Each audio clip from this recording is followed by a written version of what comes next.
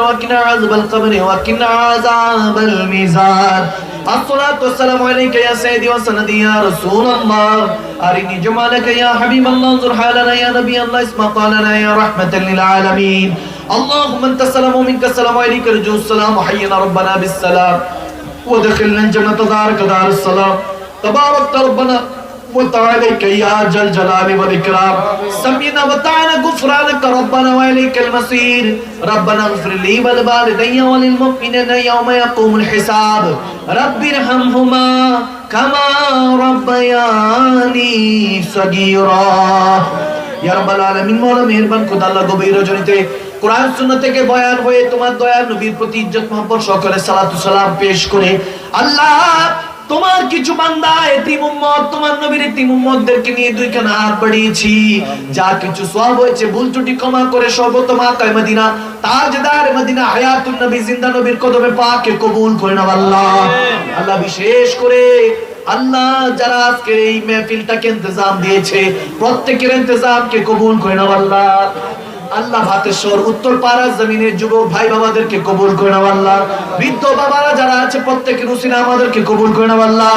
বিশেষ করে যারা পেরেশানিতে আছে পেরেশানিগুলি দূর করে দাও আল্লাহ আল্লাহ যারা মুসিবতে আছে মুসিবত দূর করে দাও আল্লাহ আল্লাহ যারা অসুস্থ আছে শাফাআতুল হায়াতে তাইয়্যিবা দান করো আল্লাহ আল্লাহ যারা জিন্দা মুর্দা আছে প্রত্যেককে কবুল করে নাও আল্লাহ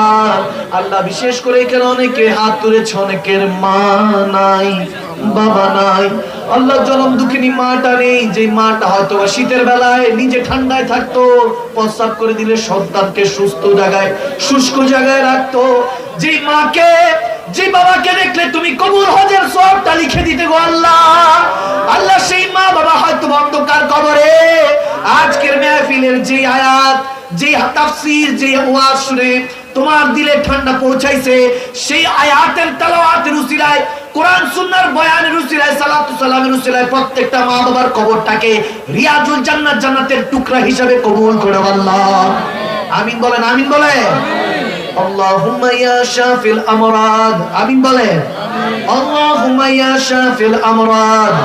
اللهم يا مجيب الدعوات اللهم يا رافع الدرجات اللهم يا حلل المشكلات আছি গো ডুবে আমি পাপেরই সাগরে